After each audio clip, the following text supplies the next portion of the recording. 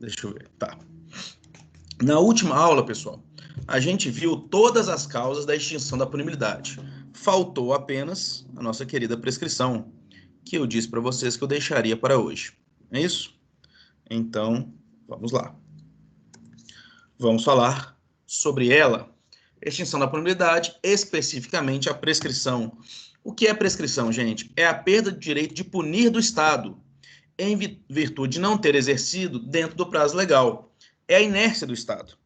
É o Estado que perde o poder de punir sobre a pessoa por ele não ter exercido no prazo legal esse seu poder de punir. Tá?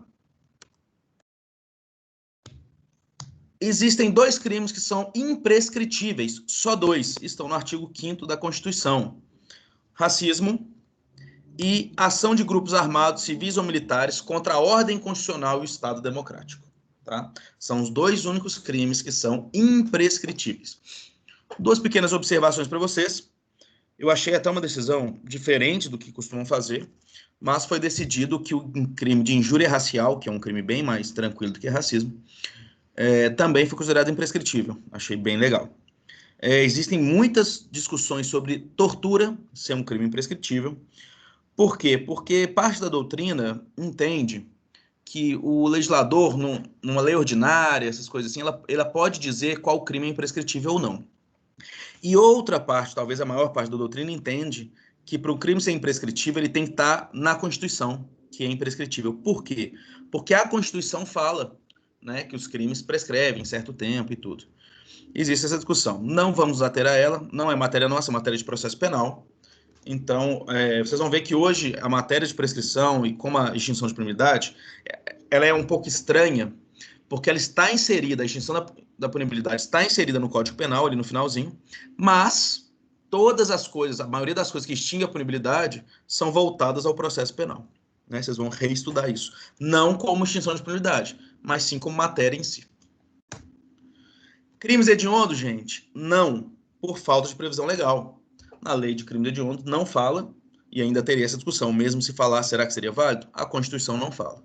Então, os crimes hediondos também, né, podem sofrer a prescrição.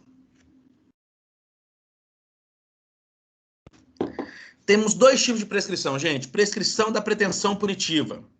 Forma de prescrição que ocorre antes de transitado em julgado a sentença condenatória. E a prescrição da pretensão executória. Forma de prescrição que ocorre após o trânsito em julgado. Vamos entender isso aqui. Eu já expliquei para vocês que nós temos um juiz, né, que vai julgar o caso, e nós temos um outro juiz, o juiz da execução. Né? Nós vamos ver que na execução existem várias coisas. Esse juiz vai ter que decidir a progressão de regime, esse juiz vai ter que decidir sobre as faltas graves praticadas pelo réu, esse juiz vai ter que decidir sobre liberdade condicional. É um outro juiz, não é o que julgou o caso dele. Então, nós temos varas de execução e nós temos as varas criminais. Tá? Então, são dois juízes. Isso é para vocês entenderem, tá, gente? Não é esse o motivo aqui. O que eu quero mostrar para vocês é que nós temos duas espécies de prescrição. Nós temos a prescrição da pretensão punitiva. Como? Ela é antes do trânsito em julgado. A partir do trânsito em julgado, o cara foi condenado. Ainda pode prescrever? Pode. Aí é uma outra espécie de prescrição. É a prescrição da pretensão executória. Então, primeiro, o Estado pode perder a pretensão dele de punir. Olha como é que fica fácil. E depois, o Estado pode perder a pretensão dele de executar aquela pena. Entende? Porque nós temos dois tipos de prescrição. Até o trânsito em julgado, se tiver a prescrição, o Estado perdeu o direito dele de punir. Após o trânsito em julgado, já houve a punição, mas o Estado perdeu a pretensão dele executória, de executar. E aí vocês vão aprender lá no processo penal algumas coisas interessantes sobre isso. Por exemplo, que a prescrição da pretensão executória, ela gera reincidência. Porque o cara foi condenado. A prescrição da pretensão punitiva não, por exemplo, porque não houve condenação. É bem interessante, vocês vão estudar, é uma matéria bem grande, mas lá do processo penal a gente não vai aqui entrar nela muito. Vocês vão ver que eu vou dar metade da aula sobre isso e não estou entrando muito na matéria. Vocês imaginem quando vocês forem estudar essa matéria. Início da contagem do prazo, gente, do dia em que o crime se consumou, artigo 14, inciso 1 do Código Penal. Olha o que diz. Quando nele se reúne todos os elementos da sua definição legal. Teoria do resultado. Olha que interessante. Nós já usamos, no tempo do crime, não é isso? A teoria da atividade. Né? Lugar onde aconteceu a ação ou omissão, tempo do crime. Nós já usamos, no lugar do crime, a ubiquidade, tanto quando aconteceu a ação ou omissão, quanto onde se deu o resultado. E agora, para a prescrição, nós vamos usar a terceira teoria que a gente até hoje não tinha usado, teoria pura do resultado.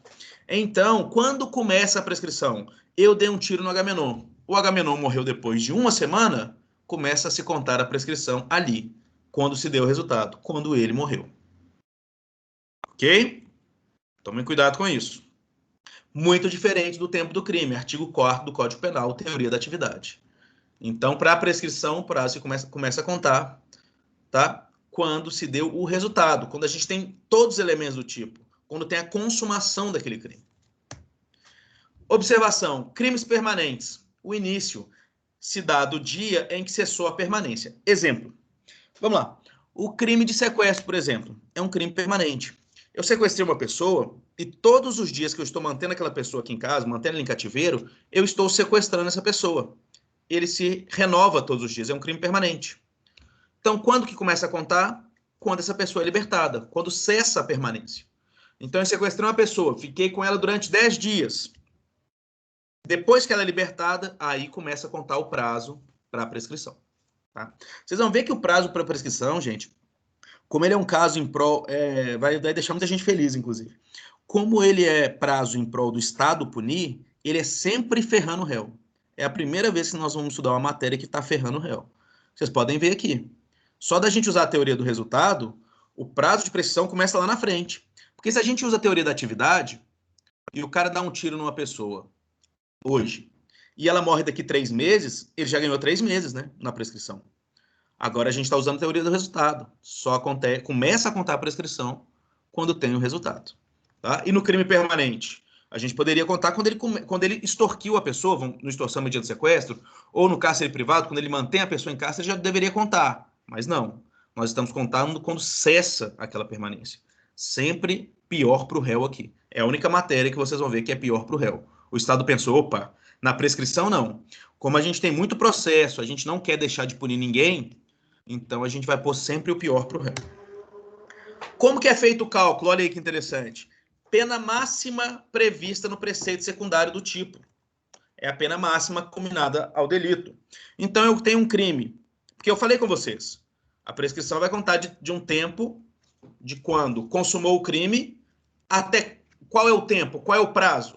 Você vai calcular a pena máxima prevista para aquele crime. Eu tenho um crime de 6 a 10 anos, eu vou calcular sobre 10 anos para prescrição.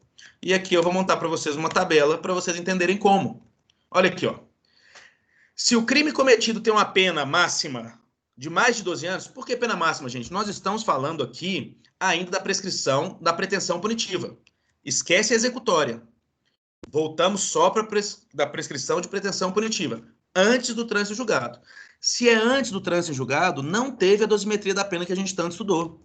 Como eu vou saber que pena eu uso? Uso a pena máxima. Então, se a pena máxima do crime é mais de 12 anos, precisa de 20 anos para prescrever. Começando de quando? De quando se consumou o crime. Então, do momento que o cara consuma o crime até transitar em julgado, nós tem que ter 20 anos para prescrever. Então, do momento que ele cometeu o crime, se não transitar em julgado contra ele até 20 anos, prescreve o crime. Penas máximas, de novo, hein? Cuidado com isso. De 8 a 12 anos, 16 anos. Cuidado com isso aqui, gente. Nós não estamos falando penas de 8 a 12 anos. Não.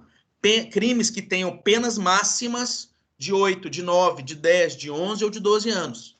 Tá? Aqui eu não estou falando de um crime só que tenha pena de 8 a 12. Não é isso. Nós estamos falando de penas máximas. O crime vai prescrever em 16 anos.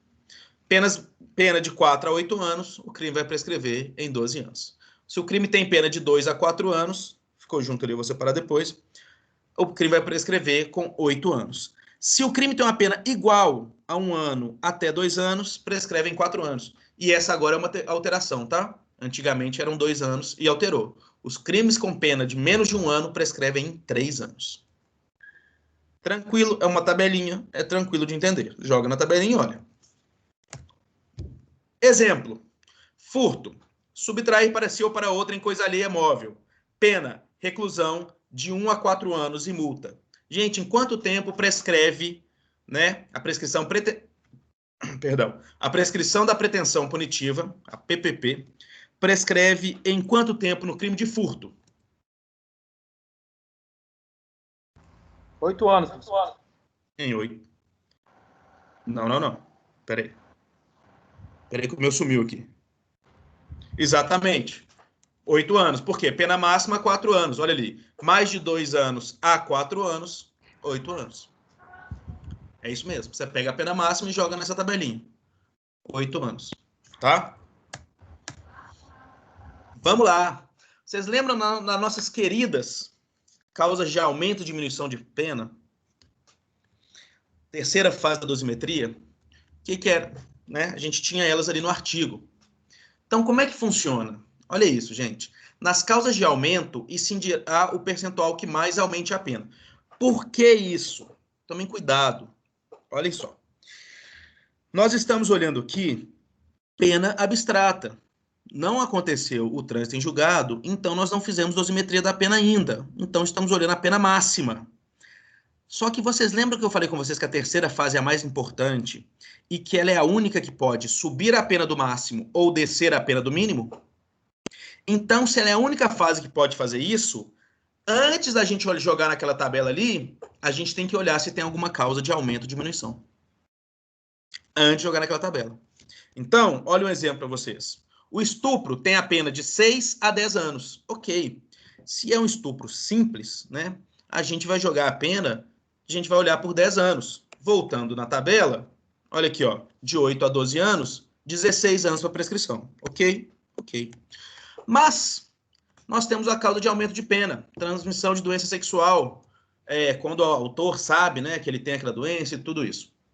Temos uma causa de aumento de pena de 1/6 até a metade. E nesse caso, gente, eu não falei que nós vamos sempre ferrar o réu aqui agora? Nós vamos usar a causa que mais aumente a pena. Por quê, gente? Porque o Estado quer punir. Ele não quer perder o prazo de punir. Então ele vai jogar a pena máxima e o aumento máximo. Quanto tempo ele vai ter aqui? Nós vamos jogar lá quanto tempo, gente? 15 anos. Pena máxima não é 10 anos? O máximo de aumento não é metade? Metade de 10 não é 5? 10 mais 5, 15 anos. Aí nós vamos voltar para a tabela contando 15 anos. Quanto tempo o Estado tem para punir o cara que estuprou a mulher, mas com a causa de aumento de pena da doença, né, que ele transmitiu sabendo dela? 20 anos. A mar muda por causa da causa de aumento de pena. Tá? Então, o cálculo aqui é bem tranquilo de fazer, gente. Pegamos a pena máxima e aumentamos do máximo, abstratamente. Pena máxima, 10 anos. O que aumenta mais? 1/6 ou metade? Claro que é metade. Metade de 10 é 5, 15 anos. 10 mais 5, 15 anos. E no caso de diminuição, professor, nós iremos diminuir o menor percentual.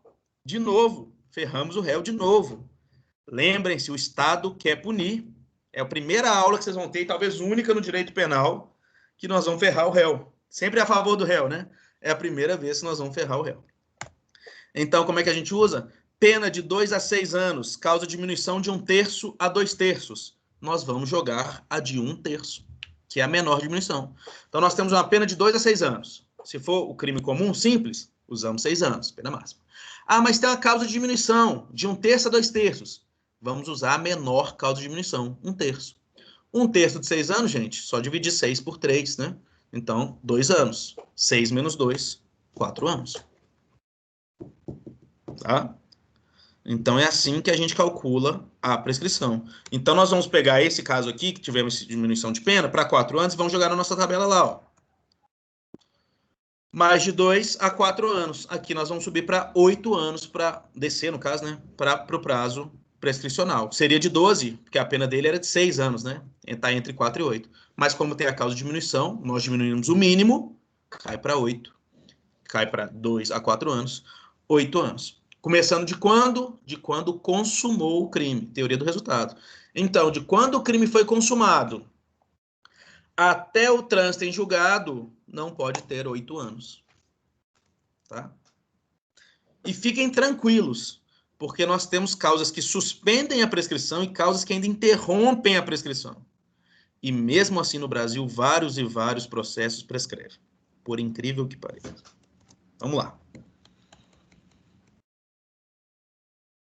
Gente, os agravantes e atenuantes, segunda fase da dosimetria, não interferem no prazo prescricional, uma vez que não interferem na pena abstrata.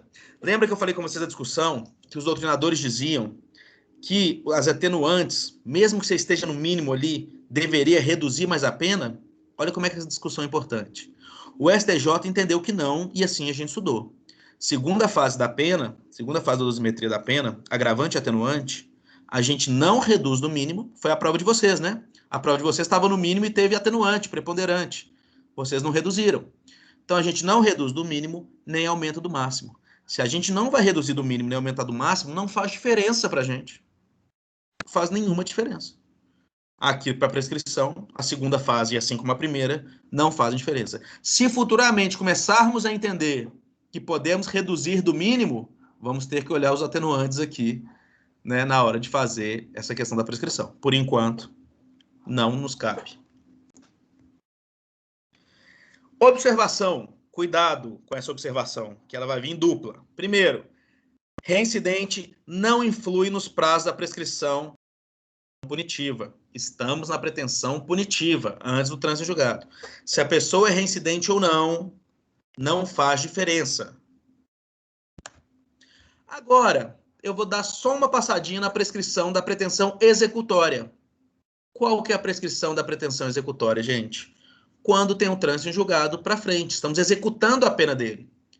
Vocês vão ver que a tabela é a mesma, exatamente a mesma, com uma diferença. A reincidência na prescrição da pretensão executória aumenta de 1/3 o prazo prescricional.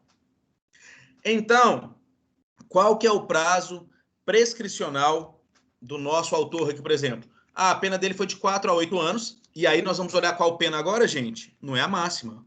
Agora nós vamos olhar a pena que ele tomou. Nós já estamos na execução, nós já sabemos a pena que ele tomou. A gente não olha mais a máxima. A gente olha qual a pena que o juiz deu para ele. Já temos a dosimetria. O juiz já disse, sua pena é de 6 anos, sua pena é de 3, sua pena é de 2. Então a gente não olha mais a pena máxima. Aqui na prescrição de pretensão executória, pós-trânsito em julgado, a gente vai olhar a pena real, a pena concreta. Ok. Só que, cuidado, na pena concreta, o nosso autor pegou uma pena entre 4 e 8 anos. O juiz deu 6 anos para ele, por exemplo. Aí a gente vai, 12 anos de prazo prescricional. Peraí, ele é reincidente? É. Então vamos aumentar 1/3. Dividindo 12 por 3, para aumentar 1/3, nós temos 4 anos. Quanto que vai ser o prazo prescricional desse nosso autor, gente? 16 anos. 12, né? Dividido por 3 vezes 1 vai dar 4. 12 mais 4, 16. Tá? Então vejam bem. Na prescrição punitiva, a reincidência não muda nada. Na executória, sim. Tá? Nós vamos pegar a pena concreta que aquele réu tomou e, se ele for reincidente, jogamos essa tabela, pegamos o prazo prescricional e aumentamos 1/3. Causas de interrupção da prescrição. Vamos estudar elas novamente. Não vamos estudar na executória, tá? Vamos estudar na pretensão punitiva. Primeira, recebimento da denúncia ou da queixa. Olha que interessante. A queixa, eu já falei com vocês, nas ações privadas, na denúncia, tanto na ação pública quanto na ação pública incondicionada. Perdão, contrário, tá, gente? Denúncia na ação pública quanto pública incondicionada e queixa na ação privada. Vocês vão aprender isso em processo penal. Fiquem tranquilos. O que eu quero dizer para vocês? A polícia, né? A polícia investigativa, né, que a gente chama de polícia judiciária, que é a polícia civil ou a polícia federal, eles vão investigar o crime. Ok. Após a investigação do crime, a polícia apresenta, né, um relatório indiciando os autores. Esse indiciamento da polícia não vincula o promotor em nada, tá, gente? O promotor pode pegar aquele inquérito, policial, e falar, olha, vocês indiciaram A, B e C, mas eu quero denunciar A, B, C e D. O promotor pode pegar aquele indiciamento e falar assim, eu discordo do indiciamento do C, eu vou denunciar apenas A e B. Ou mais, o promotor pode pegar aquele relatório e falar assim, não gostei, não está bom, não está suficiente. Eu que vou oferecer a denúncia, eu acho que tem poucas provas aí para mim. Polícia, investigue mais. Ouça essa pessoa, faça essa perícia. O promotor pode mandar de volta para a polícia, requerendo todas essas coisas. Enfim, finalizado tudo isso, o promotor oferece a denúncia dele. Ou nas ações privadas, né? Ação penal privada, é oferecida a queixa pela parte. Mas vamos lá, o promotor oferece a denúncia dele. Aqui, nós interrompemos a prescrição quando o juiz, né, o escrivão, aí vocês vão ver que termos técnicos lá no processo penal, recebe essa denúncia. Então vejam que a gente tem aqueles prazos que a gente viu, 20 anos, 12 anos. Aqui, gente, olha que interessante. Recebeu a denúncia, quando recebe a denúncia, aquilo vira um processo. Aquilo que era um inquérito policial vira um processo. Nós interrompemos o prazo e começamos a contar de novo. Porque a interrupção do prazo nada mais é do que isso. Zera-se o prazo e conta de novo. Então, vamos voltar nessa tabela aqui, ó. Vou voltar nessa tabelinha nossa aqui. Nós temos um prazo, vamos lá que o crime tem uma pena maior de 12 anos. Nós temos um prazo de 20 anos, não é isso? 20 anos. Nesses 20 anos, quando tinha 18 anos de investigação policial, olha só, 18 anos desde que se consumou o crime, quando tinha 18 anos, o promotor ofereceu a denúncia e o juiz recebeu a denúncia. Sabe o que acontece? Zera esse prazo de 18 anos. E desse recebimento da denúncia, que vai começar o processo, até o trânsito em julgado, começa a se contar novo prazo de 20 anos. E ainda tem muito processo no Brasil que prescreve. 40 anos, gente, praticamente. E tem muito processo no Brasil que prescreve. Né? Claro, normalmente prescrevem os mais baixos, que agora é esse de 3 anos, que antigamente eram 2. Então vamos supor que você não descobre o autor, e é muito difícil descobrir o autor. Você não descobre o autor, você não faz a denúncia, você perde nessa primeira prescrição de 3 anos. Acontece. Tá? Então, o fato interessante para vocês, sabem que a interrupção, ela zera e começa do zero. Então, você tinha 8 anos contando, zera, começa do zero. 1 dia, 2 dias, 3 dias, 4 dias, e vai contando de novo.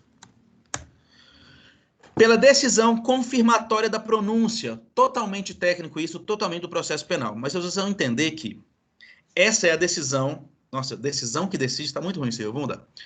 Que existem indícios de um crime doloso contra a vida. Então, é até uma sentença isso aqui, uma sentença no começo do processo, que vai dizer o seguinte, olha, estou decidindo, o juiz está decidindo que o crime cometido por esse autor é um crime doloso contra a vida e tem muita chance dele ser o autor. Isso aqui é a pronúncia. E aí, gente, essa pronúncia faz o quê? Faz esse processo não ser mais julgado por um juiz e ir para o tribunal do júri. Tá? É quase igual o recebimento da denúncia. Só que aqui, como é tribunal do júri, a gente chama de pronúncia. Tá? É a decisão do juiz que confirma que o réu foi pronunciado. Olha, você foi pronunciado, você vai para o tribunal do júri, você provavelmente cometeu um crime doloso contra a vida. Tribunal do júri. Isso aqui também interrompe a prescrição. E por último, pela publicação da sentença ou acordo condenatório recorrível. Então, gente, nós temos mais um. Olha aqui. Quando o juiz recebe a denúncia contra aquele autor, a gente interrompe a prescrição e começa a contar de novo. Ok. Quando tem uma sentença ou um acordo é na segunda, terceira instância, sentença é na primeira instância, um juiz só, acordo são 3 juízes. Quando tem a sentença ou um acordo condenatório e você ainda pode recorrer, você zera de novo esse tempo. Então, olha isso, gente. O cara consumou o crime, você começa a contar um prazo.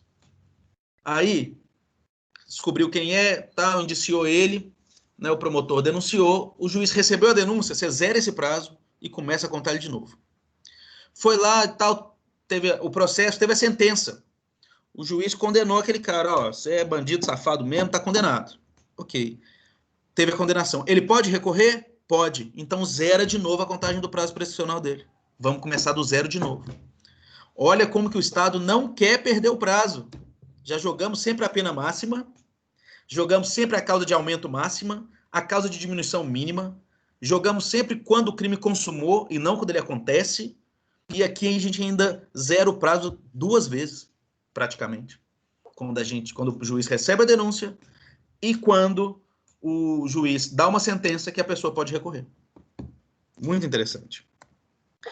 E as causas de suspensão? O que são suspensão? A gente já viu as causas de interrupção, que zera o prazo. Suspensão é, a gente para de contar onde o prazo estava e retoma de onde ele estava. Então, se tinha 3 anos, suspendeu, a gente fica esperando aquela causa de suspensão passar e volta a contar 3 anos e 1 dia, 3 anos e 2 dias. Então, interrupção, você zera o prazo e começa do número 1. Suspensão, você para, espera a causa de suspensão passar e volta a contar de onde você estava. Enquanto não resolvida em outro processo, questão de que depende do reconhecimento da existência do crime. Exemplo, o cara está sendo processado aqui por bigamia. Tá? Começou o processo dele por bigamia. Aí o juiz vai virar e falar o seguinte, peraí, tá tendo um processo cível que está considerando que o primeiro casamento desse cara era nulo, não podia ter acontecido, por algum motivo cível. Como que o juiz vai condenar alguém por bigamia sem a sentença lá do cível, que pode considerar que o primeiro casamento dele é nulo? Porque se o primeiro casamento dele é nulo, ele não casou o segundo, porque o primeiro não existiu, então ele não cometeu o crime de bigamia. Entende? Então são os casos assim, que o juiz depende de uma sentença de normalmente outra instância, da cível, às vezes tributário, para algum crime tributário. Então, quando isso acontece, o que o juiz faz? Suspende o prazo. Na verdade, o juiz suspende todos os prazos aqui. Aí ele vai virar e falar, ó, vamos dar um exemplo. O cara cometeu o crime de bigamia, que para mim tinha que ser chamado o crime da dupla burrice, né? Porque o cara casou uma vez, ele já é burro, ele casou 2, mas enfim. Mas vamos lá. O cara cometeu o crime da bigamia. Aí a polícia foi, investigou ele. Não, ele realmente cometeu o crime da bigamia e tal. Ele casou pela segunda vez e tudo. Ok. O promotor pegou essa investigação policial, esse indiciamento, falou, opa, tá bom, vou denunciar. Denunciou o cara. O juiz recebe a denúncia. Recebeu a denúncia, interrompemos o prazo. Vocês viram lá. Começa a contar de novo. Aí nós vamos ter mais 2 anos aí, que está aqui naquele processo acontecendo. De repente, o juiz percebe que ele tem uma ação cível, né, lá na Justiça Civil. Ele tem uma ação cível que está tentando anular o primeiro casamento dele. Considerar nulo, perdão, anular não. Considerar nulo o primeiro casamento dele. O juiz fala, opa, peraí. Se ele conseguir considerar nulo, ele não cometeu o crime aqui. Eu preciso esperar. Então, suspende o prazo dele. Então, o prazo dele, que estava em 2 anos, está suspenso. Lá no cível, passa-se 3 anos, aquela ação cível, e lá ele não consegue anular. É considerado, sim, que ele casou a primeira vez e que ele casou a segunda. O juiz fala, opa, agora volta para cá com essa sentença do juiz cível, mostrando que não tá o primeiro casamento dele não é nulo, então ele realmente casou 2 vezes. Vamos continuar o nosso processo. Então, acabou a causa de suspensão, continua contando o prazo dele. 2 anos e 1 dia, 2 anos e 2 dias, 2 anos e 3 dias. Entende? Assim funciona a suspensão. Segundo, enquanto o agente cumpre pena no exterior. Como ele não pode ser extraditado, a gente não pode pedir dependendo da extradição dele, tem que cumprir a pena lá. Então, a gente suspende o prazo dele aqui. Então, o cara está cumprindo outra pena no exterior. Tá, vamos suspender o prazo dele, esperar ele cumprir a pena lá, porque não vai ter como fazer nenhum dos atos aqui, porque ele está no exterior. Quando ele voltar para o Brasil, volta-se a contar o prazo dele de onde foi suspenso. Tá? Na pendência de embargos de declaração ou de recurso aos tribunais superiores, quando inadmissíveis. Novamente, muito técnico, muito do processo penal. O que é isso, gente? É um direito do autor recorrer. E no Brasil nós temos, assim, muitos defendem que é um excesso de recurso. Mas, enfim, não vou entrar nessa discussão. Né? Um deles pode ser os embargos, que é uma forma de recurso, ou outros recursos aos tribunais superiores. Só que o seguinte, o que a lei muito esperta fez? Percebendo que as pessoas começavam a recorrer para dar prescrição, o que a lei falou? Opa, quando alguém recorrer e lá no final esse recurso for considerado, tá? Esse recurso, a pessoa perder, foi inadmissível o recurso, então nós vamos contar esse prazo como suspenso. O prazo que ele entrou com esse recurso até ser julgado, suspenso. Ah, mas se foi admissível, se foi bom para ele, então a gente continuou contando aquele prazo. Aquele prazo contou para ele. Agora, se foi inadmissível, para ele não ficar, né, só protelando o processo para conseguir a prescrição, se esse recurso foi inadmissível, nós vamos pegar o tempo que ele entrou com esse recurso até a decisão final e suspender. Quando for considerado inadmissível, volta para cá e continua contando o prazo dele. E, por fim, enquanto não cumprido ou não reincidido o acordo de não persecução penal. Essa é matéria nova, matéria da nova lei anticrimes. Criou-se essa persecução penal, que é um acordo do promotor com a parte e tal, que cooperar, e tem várias formas dessa persecução penal. Vocês vão estudar isso provavelmente muito no semestre que vem. Então, enquanto eles estiverem nesse acordo, é suspensa a prescrição do crime dele. Se ele terminar de cumprir a persecução penal, gente, aí nós vamos extinguir a punibilidade, tudo, então ele nem precisa preocupar com prescrição. Se ele deixar de cumprir, volta no tempo em que ele fez esse acordo e continua contando, porque foi só suspenso. Então nós temos 3 causas de interrupção, 4 causas de suspensão da prescrição. Na prescrição executória, olha só, eu só vou mostrar para você o seguinte, o termo inicial dela é o dia do trânsito em julgado da sentença condenatória. O restante a gente vai... Ela tem outras diferenças, mas é muito técnica. São muito técnicas para vocês, não cabe aqui, vai ser lá no processo penal. Mas uma coisa que vocês precisam saber é, quando que inicia a outra? Quando a gente tem a consumação do crime, né, a punitiva.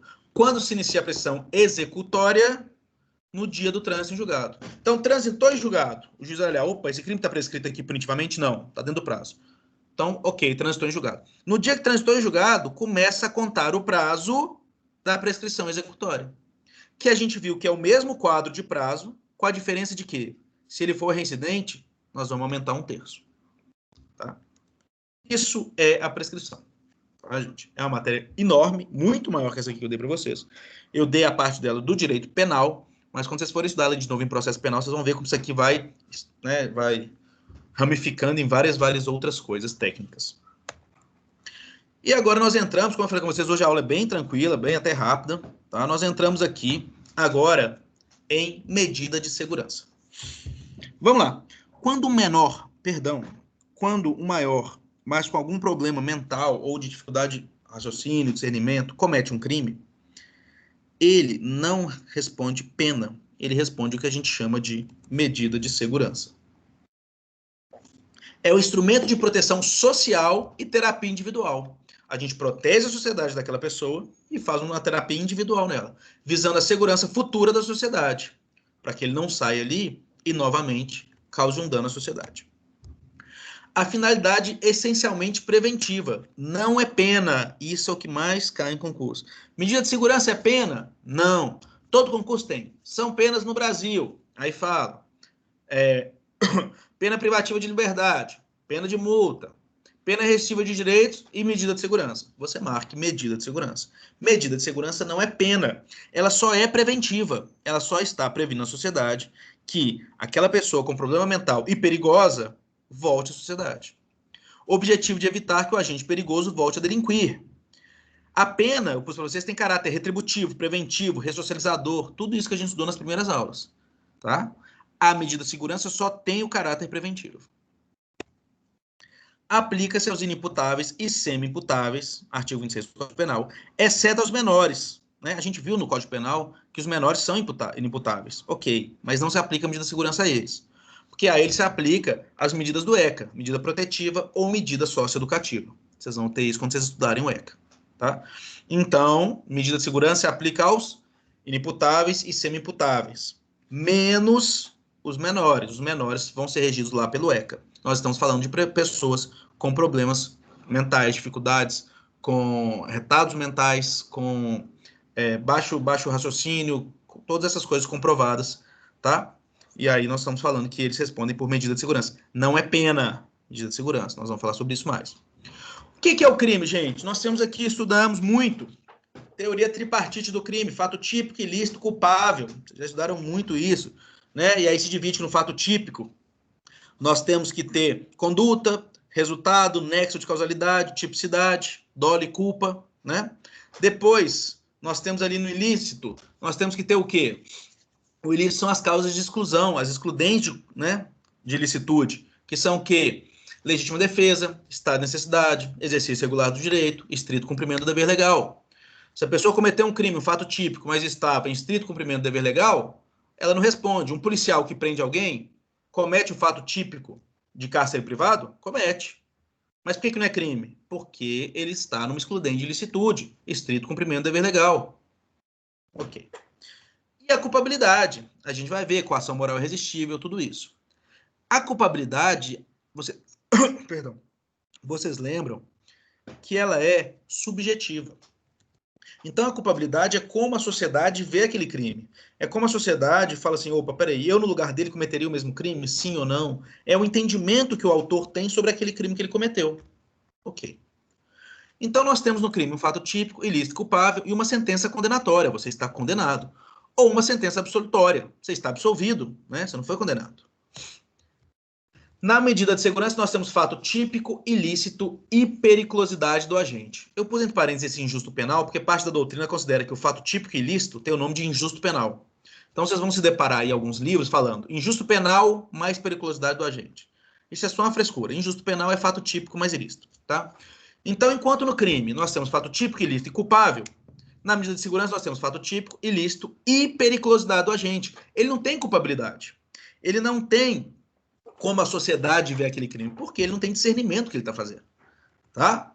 Então ele tem fato típico, você tem que olhar esse fato típico, ilícito, e tem que olhar a periculosidade do agente, que vai ser medida, né, vai ser feito por um exame, né, para olhar a periculosidade daquele agente, e aí sim, cometendo um fato típico ilícito e tendo uma periculosidade grande do agente, ele não comete um crime, mas ele vai responder a uma medida de segurança. Então, quando tem isso, nós temos um fato típico, ilícito, culpável, o juiz dá uma sentença condenatória ou uma sentença absolutória. Quando nós temos fato típico, ilícito, mais periculosidade do agente, então estamos falando de inimputáveis e semi-imputáveis, nós temos uma sentença absolutória imprópria. A própria, gente, o cara está livre. Olha só, você não cometeu o fato típico, ilícito, culpável, você foi absolvido. Sentença condenatória, perdão, sentença absolutória. E sentença condenatória, o cara foi condenado. Nós temos o terceiro, que é exatamente onde vai se aplicar a medida de segurança. Na sentença absolutória imprópria. Não pode ser condenatória, porque você não pode condenar o inimputável ou semi-imputável. Só que também não pode ser sentença absolutória própria, sentença absolutória, porque você não vai liberar ele. Então, é uma sentença absolutória imprópria. Você não vai ter pena, mas vai cumprir medida de segurança. Imputável, medida de segurança. Semi-imputável, pena ou medida de segurança. A gente estudou, e eu passei um caso desse para vocês, de um cara, eu acho que do estupro, não foi? Que foi considerado que ele era um semi-imputável, e por isso o juiz iria aplicar a redução da pena, na terceira fase da dosimetria, de 1 a 2/3. Mas não pode aplicar cumulativamente, né? Nós temos o sistema vicariante ou unitário no Brasil. O que acontece, gente? Antigamente se podia o juiz aplicar a medida de segurança e a pena com essa redução. Hoje em dia não. Ou o juiz entende que aquela pessoa está apta, né, suficientemente para cumprir a pena e aplica a redução de 1 até 2/3, ou o juiz fala, não, ele não está apto, eu vou aplicar a medida de segurança. Ele não pode aplicar os dois. Sistema vicariante ou unitário, que é a mesma coisa. Eu pus entre parênteses o que costuma o juiz fazer. O juiz condena uma pena, então, você está condenado a pena de 3 anos, mas vou substituir essa pena por medida de segurança, tendo em vista ser o autor semi-imputável. Tá? Assim que funciona. Se ele for imputável, não tem o que ver, medida de segurança sempre. Se ele for semi-imputável, se ele for imputável, medida de segurança sempre. Se ele for semi-imputável, pode ser pena ou medida de segurança. Observação. Aqui costuma vir no laudo pericial qual medida mais recomendável. Nós vamos ver as medidas aqui, mas também aqui no laudo, o juiz vai pedir um laudo para o médico, né, avaliar aquela pessoa. E o médico vai falar com o juiz, olha, esse cara aqui ele pode ser uma pena, sim, ele tem mais ou menos noção do que ele fez, ele pode cumprir pena, não é problemático para ele. Ou no laudo, o médico pode dizer, não, ele precisa cumprir medida de segurança, ele precisa de acompanhamento, ele não pode ficar num presídio, não tem como. Internação em hospital de custódia, medida de segurança detentiva. Essas são as espécies de medida de segurança. E sujeição a tratamento ambulatorial, medida de segurança restritiva. Como que funciona normalmente, gente? Nos crimes puníveis com detenção, a gente já viu que são os mais brandos, o juiz dá sujeição a tratamento ambulatorial. É uma medida restritiva. O cara tem que fazer aquele tratamento ambulatorial, ele tem que ir lá, se tratar, voltar e tudo. Agora, normalmente nos crimes, a lei não fala especificamente, a lei só fala explicitamente da detenção, né? E do tratamento ambulatorial. Mas se entende que nos crimes de reclusão, o juiz vai colocar uma internação em hospital de custódia. Aqui é detentivo, o cara vai ficar lá no hospital psiquiátrico, né, hospital de custódia, e ele vai ficar lá, vai ficar sendo tratado ali. No segundo caso é muito mais brando, gente. Ele faz só um tratamento ambulatorial, ele pode ir até lá, voltar, ou eles vão até ele. São bem diferentes. Uma é detentiva, a outra é só restritiva. São as duas formas de medida de segurança que nós temos. Superveniência de doença mental. Como que funciona isso? O cara tá lá cumprindo a pena dele de 5 anos. Aí ele cumpriu 1, 2, 3 e teve uma doença mental no presídio ou o que for. O que o juiz faz? Transforma a pena dele em medida de segurança e ele continua cumprindo no hospital ou o que for, no internado. Então ele cumpriu 1, 2, 3 e ficou 1 ano, né, que teve a superveniência da doença mental, 1 ano. Depois ele curou-se da doença mental. O juiz falou, opa, então volta para cumprir sua pena. Então ele cumpriu 1, 2, 3 de pena, 1 ano de medida de segurança por causa da doença mental e mais 1 ano de pena de novo, porque ele voltou. Tá? Assim que funciona. Se durante a execução da pena o condenado passa a sofrer de doença mental, neste caso pode o juiz substituir a pena por medida de segurança. Assim sendo, a medida de segurança não poderá passar do tempo previsto da pena, e caso haja recuperação da saúde mental, deverá voltar a cumprir a pena. Período da medida de segurança. Olha como funciona, gente. O período mínimo é de 1 a 3 anos, dependendo de como o juiz colocar. Após esse prazo mínimo, a pessoa será submetida à perícia médica, para ser averiguada se persiste a periculosidade, para ver se ele continua sendo perigoso. Caso positivo, continuará cumprindo medida de segurança. Então, o mínimo é de 1 a 3 anos. Passou esse tempo, ele vai fazendo perícia. A perícia médica deve ser repetida de ano em ano, ou a qualquer tempo, se o juiz da execução penal determinar.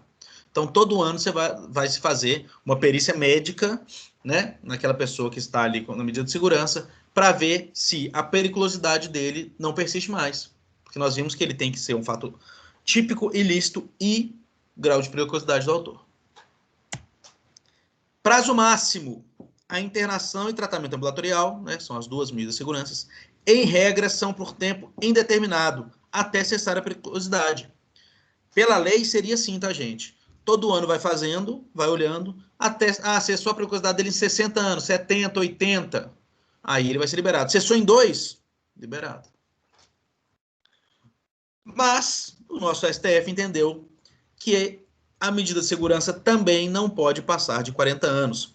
Nós temos que 40 anos é o prazo máximo que alguém pode ficar preso no Brasil. O STF fez essa ligação e ele entendeu que a pena não pode passar de 40 anos. E o STJ foi mais além. Não pode ultrapassar o limite máximo da pena abstrata combinada ao delito praticado. Então, se o cara cometer um roubo, ele não pode cumprir medida de segurança no tempo maior do que a pena máxima para roubo. Para um furto, homicídio, a mesma coisa. Tá? Então, ainda não é algo pacificado. O entendimento do STF é que não pode ultrapassar de 40 anos.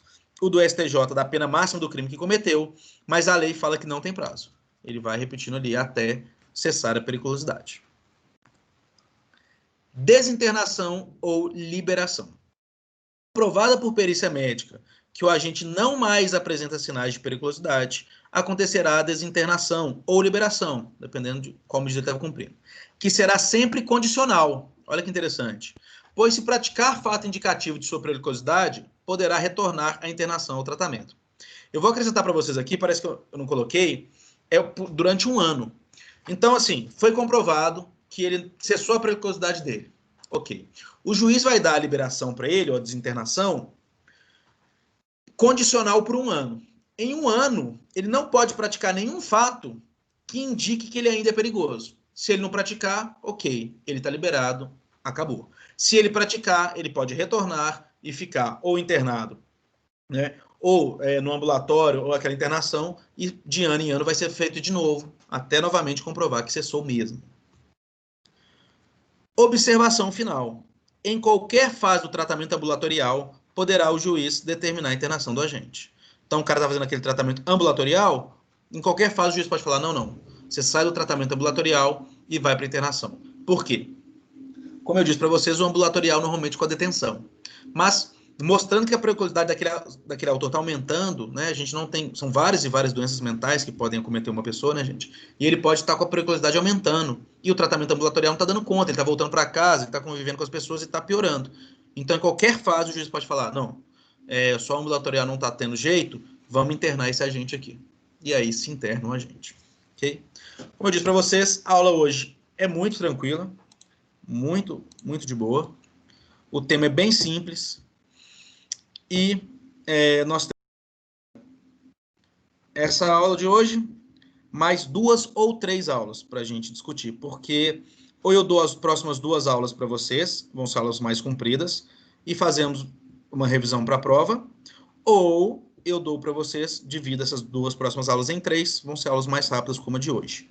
Eu queria que vocês pensassem e tal, e depois me respondessem o que vocês preferem. Bom? Alguma dúvida?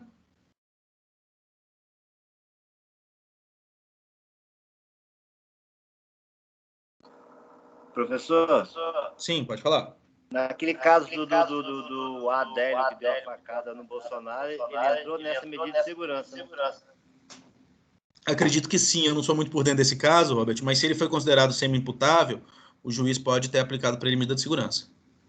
E aí ele vai ficar lá preso e tal. Muita gente fala, viu, Robert, que é pior, porque primeiro por não ter prazo, e segundo porque diz assim, que a pessoa, vamos supor que a pessoa consiga fingir e tá ali no meio dos né? Agora melhorou muito, mas antes, como tinha aqui em Minas Gerais, em Barbacena, né, que era um famoso, os mais famosos do Brasil, era um inferno o lugar, né? Porque assim, eles deixavam as pessoas com doenças mentais soltas, deixa eu até zerar aqui, todas soltas e tal.